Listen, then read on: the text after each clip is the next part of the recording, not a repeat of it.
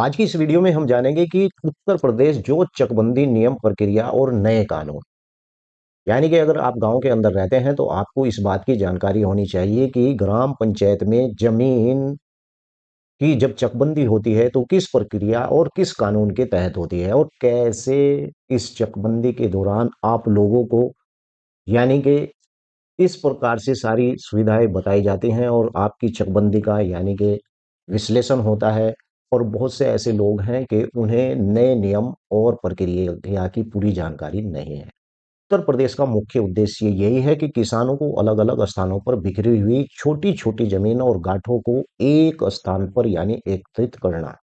और चकबंदी का भी मतलब यानी कि यही होता है ताकि खेती की आधुनिक तरीके से की जा सके और उस जमीन के ऊपर नई तकनीक को आजमाया जा सके। जो आपकी मेड़ यानी कि जो हदें बर्बाद हो जाते हैं उन्हें जमीन की हदों को सही तरीके से किया जाए। मान लीजिए कि एक व्यक्ति का प्लॉट यानी कि या खेत कह लें कि वो ऐसी जगह पर है कि उस जगह पर उस व्यक्ति को जाने के लिए रास्ता बिल्कुल भी नहीं है। तो चकबंदी का मेन मुख्य उद्देश्य यही होता है कि अगर आपकी ऐसी भूमि ऐसी जगह पर स्थित है तो वहां पर रास्ता, पानी देने के लिए वहां पर नाली या फिर ट्रैक्टर का उपयोग जो किया जाता है वो चकबंदी के दौरान ही किया जाता है। आज मैं इस वीडियो के अंदर चकबंदी के मुख्य चरण और नियम अनुसार आपको बताऊंगा। वैसे तो बहुत से यूट्यूबर हैं वो आपको इस तरीके से बिल्कुल भी नहीं बताएंगे जिस तरीके से इस वीडियो के अंदर मैं आपको दिखाऊंगा भी और आपको विस्तार से बताऊंगा भी। तो चलिए वीडियो को विस्तार से शुरू करते हैं, लेकिन उससे पहले आपसे गुजारिश है कि अगर आप लोग इस यूट्यूब चैनल पर पहली बार आए हैं तो कृपया चैनल को सब्सक्राइब जरूर कर लें। और हाँ, वीडियो को लाइक शेयर करना ना भूलें। आप अगर सोच रहे हैं कि ऐसे ही चकबंदी की प्रक्रिया नियम आपको पता चल जाएंगे, वीडियो को स्किप करके देख लें और शॉर्ट में तेज चला के देख लें तो आपके पल्ले कुछ भी नहीं पड़ने वाला है। अगर आप इस वीडियो को विस्तार से देखेंगे और पूरा देखेंगे तो आपकी समझ में आएगा कि मैं क्या कहना चाह रहा हूँ। ऐसा नहीं है कि भाई आप ऐसे ही स्किप करके वीडियो को देख लें। इसलिए तो मैं कहता हूँ कि मेरे इस यूट्यूब चैनल को आप सब्सक्राइब जरूर कर लें। तो चलिए बात करते हैं चकबंदी के मुख्य चरण क्या होते हैं। ये विस्तार से समझने वाली बात है। मैं अपनी वीडियो के अंदर तब तक नहीं छोड़ता हूँ जब तक कि मुझे संतुष्टि इस बात की नहीं हो जाती है कि जो व्यक्ति मेरी वीडियो को देख रहा है वो मेरी बात को समझ नहीं रहा है। अगर वो जब मुझे ये पता चल जाता है, संतुष्टि हो जाती है कि मैंने सब कुछ बता दिया है और अब मुझे संतुष्टि है, तो वाकई आपको भी उस वीडियो के बारे में, उस नियम के बारे में विस्तार से जानकारी हो जाएगी। तो चलिए बात करते हैं चकबंदी की प्रक्रिया। उत्तर प्रदेश जो चकबंदी अधिनियम 1953 के तहत कई चरणों में यानी पूरी होती है। और साथ ही आपको बता दूं वो चरण क्या होते हैं। नंबर एक, धारा 4, सरकार अधिसूचना जारी करती है और अमुक गांव की चकबंदी शुरू की जाएगी।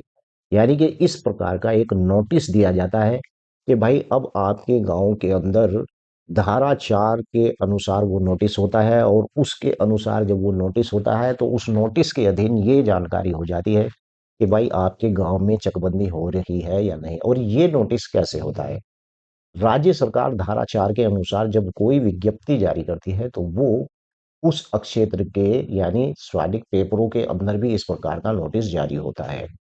अब धारा 4 के अनुसार जब आपके गांव का नोटिस जारी हो जाता है तो फिर उसके बाद शुरू होता है पड़ताल और शुद्धि। धारा 7 और से लेकर 9 तक चकबंदी लेखपाल गांव में जाकर हर खेत की माप जो करता है और इसमें पुराने अभिलेखों की खतौनी खसरा की त्रुटि में सुधार करता है। यानी कि मेरा कहने का मतलब यही है कि मान लीजिए कि आपके गांव में चकबंदी होनी है, धारा 4 के अनुसार आपके गांव में नोटिस आ गया है तो धारा 7 से लेकर 9 तक आपके गांव में चकबंदी लेखपाल और अधिकारी आपके गांव की जितनी भी जमीन का रकबा है उस पूरे रकबे की वो माप तोल करता है। और साथ में इस बात का भी ध्यान देता है कि किसका खसरा खतौनी कहाँ पर है और किस तरीके से अगर कोई व्यक्ति वहां पर छूट जाता है तो उनका मिलान करता है और उसी तरीके से यानी वहां पर पैमाइश की जाती है। वार्निक प्रयोजन के लिए भूमि धारा 18 गांव में चक्रोड़, रास्ते, नाली, स्कूल, पंचायत भवन और खेल के मैदान के लिए कुछ जमीनें ग्राम सभा के खाते में सुरक्षित की जाती हैं। और ये धारा 18 के अनुसार यानी की जाती हैं। मैंने आपको बताया कि धारा 18 के अनुसार जितनी भी गांव के अंदर चक्रोड होती हैं, ये चक्रोड वही सेक्टर चक्रोड 3 मीटर की सेक्टर चक्रोड और राज्य में कुछ थोड़ा बहुत ज्यादा होगा या थोड़ा बहुत कम होगा। तो धारा 18 के अनुसार इस चीज को भी देखा जाता जाता है ग्राम पंचायत के अंदर के क्या आपके खेत पर जाने के लिए रास्ता है या नहीं है, पानी की सिंचाई के लिए नाली है या नहीं है, स्कूल के लिए कोई भूमि है या नहीं है, या पंचायत भवन के लिए कोई भूमि है या नहीं है, खेल के मैदान के लिए कोई भूमि है या नहीं है, कुछ जमीन ग्राम समाज के खाते में आरक्षित की जाती है।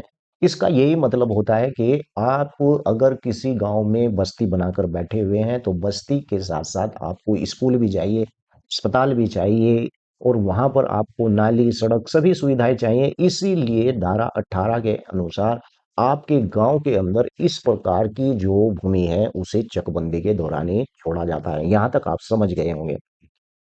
और प्रस्तावित योजना धारा 19 से 20 तक, ये मैं आपको शॉर्ट में इसलिए बता रहा हूं, अगर इसके ऊपर मैं कोई सेपरेट वीडियो बनाता हूं तो आपको घंटे लग जाएंगे, 2-4 घंटे लग जाएंगे इस पूरे नियम को आपको समझाने के लिए। लेकिन मोटी मोटी बातें मैं इस यूट्यूब चैनल के वीडियो के माध्यम से आपको बता रहा हूं। धारा 19 और 20 तक प्रस्तावित योजना यानी सहायक चकबंदी अधिकारी, जिसे एसीओ भी कहते हैं, आपके जो खेत हैं, चक हैं, उनके प्रस्ताव तैयार करता है और इसमें जमीन की गुणवत्ता भी चेक होती है और विनय दर या के आधार पर नए चक आवंटित किए जाते हैं। और आपत्ति का निस्तारण जो होता है वो धारा 21 के दौरान होता है। यदि किसी किसान को अपने नए चक की ऊपर आपत्ति होती है तो धारा 21 के अनुसार यानी कि वह चकबंदी अधिकारी के समक्ष शिकायत दर्ज कर सकता है जब धारा 21 लगती है।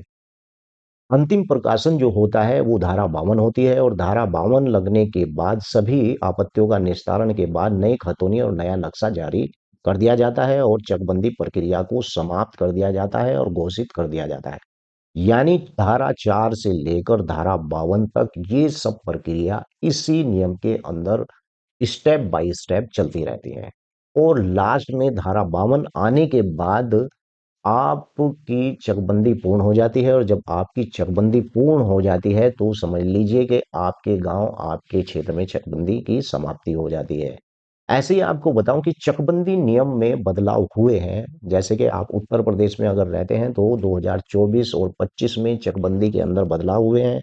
चलिए चकबंदी के अंदर बदलाव क्या हुए हैं मैं आपको दिखा दूं।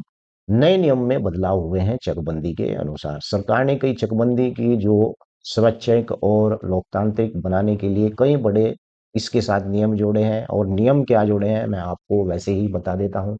नियम ये जोड़े हैं कि 75% किसान की सहमति का होना बहुत जरूरी है। और तय में जब आपके यहाँ पर चकबंदी चल रही होती है तो 75% जनता की सहमति का होना बहुत जरूरी है। अगर 75% किसानों की सहमति नहीं होती है तो उस क्षेत्र के अंदर चकबंदी नहीं होती है। और पुराने नियमों में केवल ग्राम पंचायत के प्रस्ताव पर ही चकबंदी शुरू हो जाती थी। अब नया कानून यह है कि जिस गांव में चकबंदी होनी है वहां के 75% खाता धारक जो किसान होते हैं वह लिखित यानी सहमति अपनी देंगे तो वहां पर धारा 4 लागू होगी। धारा 4 क्या है मैंने अभी पहले ही बताई है, जरा बताइए लिखकर धारा 4 क्या है। धारा 4, चलो मैं नहीं बताता हूं, अगर आप लिखकर बताएंगे तो मैं समझ जाऊंगा कि आप मेरी वीडियो को पूरा देख रहे हैं और समझ भी रहे हैं और अच्छे तरीके से मैं फिर आपको समझाऊंगा।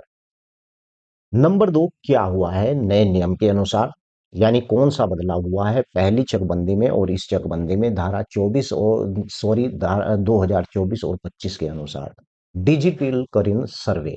और ये डिजिटलकरण सर्वे के अनुसार क्या होता है, जब चकबंदी की मैनुअल सर्वे के बजाय आधुनिक तरीके से डिजिटल नक्शे का उपयोग किया जा रहा है अब नए तरीके से, ताकि विवाद कम हो जाए।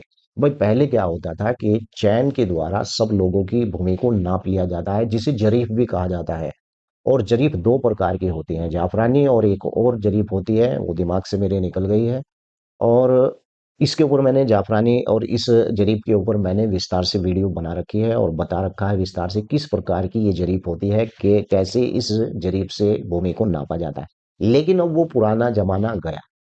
अब नए नियम के अनुसार डिजिटलकरण, अब आपके गांव के ऊपर आपके जो खाता धारक किसान हैं उनके ऊपर ड्रोन उड़ाया जाएगा और ड्रोन आपको ये तक बता देगा कि आपकी जो भूमि है उसकी क्या गुणवत्ता है, और उस भूमि के ऊपर आपकी खेती करना संभव है या नहीं है। यहाँ तक कि एक-एक इंच आपकी भूमि को नाप देगा और नापने के बाद ऑनलाइन तुरंत नक्शा हो जाता है और आप उस नक्शे को निकाल कर देख सकते हैं। यानी कि विवादों का निपटारा तुरंत जब ड्रोन उड़ता है, सब वहीं खत्म हो जाता है। नंबर 3, पारदर्शी के लिए प्रारूप जिला अधिकारी को विशेष प्रारूप भेजे गए हैं ताकि किसानों की सहमति लेने के प्रक्रिया के तहत पारदर्शी हो और धोखाधड़ी यानी किसानों के साथ ना हो नए नियम के अनुसार।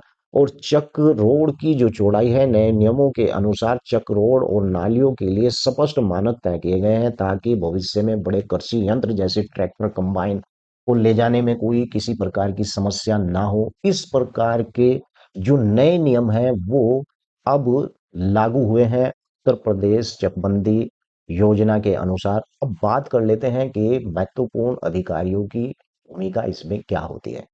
बहुत से लोगों को इस बात की जानकारी नहीं होती है कि इसके अंदर जो अधिकारी होते हैं उन्हें क्या-क्या कहा जाता है। नंबर 1 पर होता है सहायक चकबंदी अधिकारी, इसे कहीं पर एसीओ भी बोल दिया जाता है और ये प्रस्ताव तैयार करने का काम करता है। चकबंदी अधिकारी सीओ इसका काम चकबंदी के अंदर जो होता है वो आपत्तियों का प्रथम स्तर पर निस्तारण करना होता है। और साथ ही आपको बता दूं कि बंदोबस्त अधिकारी यानी चकबंदी एसओसी जिसे कहा जाता है अपील सुनने का मुख्य अधिकारी होता है। और साथ ही संचालक चकबंदी डीडीसी जिले का सबसे बड़ा चकबंदी अधिकारी जिसे आप जिला कलेक्टर भी कहते हैं।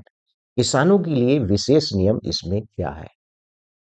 आशा करता हूं कि आपकी समझ में पूरी वीडियो आ रही होगी। अगर नहीं आ रही होगी तो आप इस वीडियो के नीचे लिख सकते हैं जो बात आपकी समझ में नहीं आई हो। मूल जोत और चक नियम यह है कि किसान को उसका अधिकतम हिस्सा वहीं दिया जाए और वहां उसकी जो मूल जोत सबसे बड़ा खेत या ट्यूबवेल स्थित हो उसे भूमि वहीं पर दी जाए किसान को। ऐसा नहीं कि भाई किसान ने अपना ट्यूबवेल भी वहीं लगा रखा है और उसका सबसे बड़ा चक वहीं है और आप चकबंदी के दौरान उसके चक को इधर-उधर फेंके, ऐसा नहीं है। नए नियम के अनुसार अगर उस किसान ने वहां पर ट्यूबवेल लगा रखा है तो उसे भूमि भी वही पूरी करके दी जाएगी।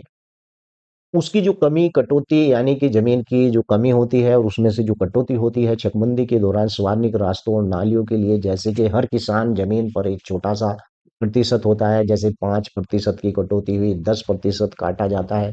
तो ये सब चकबंदी के दौरान जो भूमि होती है इन्हें उसी तरीके से काट लिया जाता है अगर आप वहीं पर चक लेना चाहते हैं या अपनी भूमि वही रखना चाहते हैं। वृक्ष या कुएं यदि किसी के चक में दूसरे का पेड़ या कुआ आ जाता है तो उसका मूल्यांकन करके मुआवजा या उसका विनिमय कर दिया जाता है। तो इस प्रकार से मैं आपको बताऊं कि चकबंदी के दौरान ये प्रक्रियाएं सामने होती हैं और इसे ही चकबंदी कहा जाता है। आपका कोई भी सवाल है, पहली बात तो आपसे गुजारिश है कि इस प्रकार का यूट्यूब चैनल आपको बिल्कुल भी नहीं मिलेगा देखने को। तो आपसे गुजारिश है कि मेरी इस यूट्यूब चैनल को आप सब्सक्राइब कर लें और वीडियो को लाइक शेयर करना बिल्कुल ना भूलें। और अगले टॉपिक पर मैं वीडियो बनाऊँगा, क्या किसानों का कर्ज माफ़ करेगी सरकार? उस वीडियो को ज़रूर देखिए। मेरी हर एक वीडियो शाम 7 बजकर 15 मिनट पर आ जाती है।